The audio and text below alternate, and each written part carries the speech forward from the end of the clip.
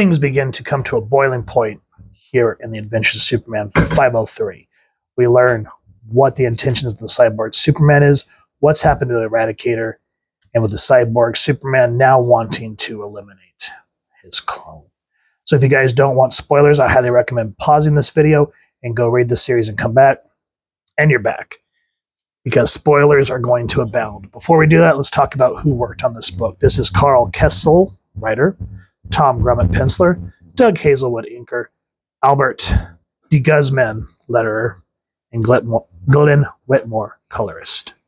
This book's called Line of Fire, and we found out last issue that Mongols come to Earth, and he has eradicated Coast City and a good majority of California.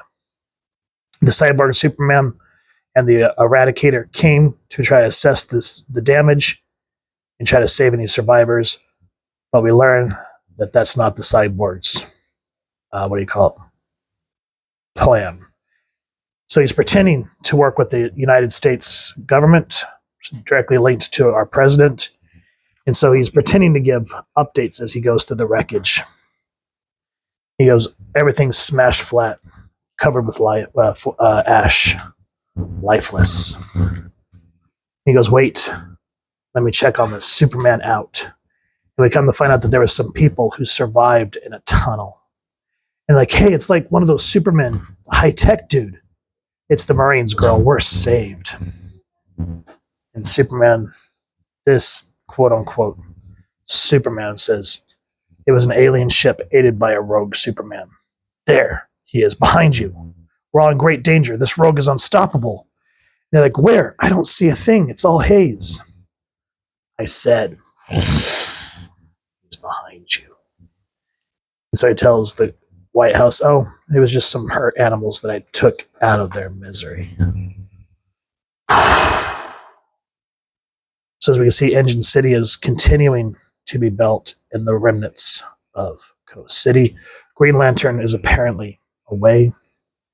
And so they call in Superboy, who's kind of taken a, corporate sponsorship. So he's thinking that he's living the high life. And his producer's daughter, oh God, listen, I didn't even realize this when I was a kid, but he's sitting there playing The Death of Superman. Kind of weird. But she goes, look, this video game ain't called The Death of Superman for nothing, Flyboy. Yeah, Roxy? Well, next time I'll be Doomsday and you'll be Horizontal. Promises, promises. Whoa, wait a minute. And she's just going along with it. She's like, you got the talent. Someone's just got to show you how to use your joystick better. Wow. Anyway, we learned that, I can't remember her name off the top of my head, but she's actually grown close to Connor, or Con-El as we want to call him. And she goes, don't die, because you're the one person that I consider as a friend. And so he's brought to the remnants of Coast City. And what I liked here is why we get a kind of a cutaway, like they'll say elsewhere. So it's kind of tying in another story that's going to be leading into the book. It says Antarctica. And the machine that we talked about last issue crashes. And if you remember, if you went through the Death of Superman with us, when Doomsday first came on the scene walking across the Eastern Seabound, as he walked and punched, it said, doom, doom, doom. So I love that the team kind of goes back to that with this machine, basically leaving Antarctica, heading for North America to Metropolis. And you can see, just like Doomsday, it's the same, unstoppable. What is it? And that's what I like, is it just leaves you kind of wondering what exactly is going on. Now, Cyborg, Superboy team up. Hard evidence Coast City was destroyed by the so-called last son of Krypton. My clone and I will bring justice to the road to justice.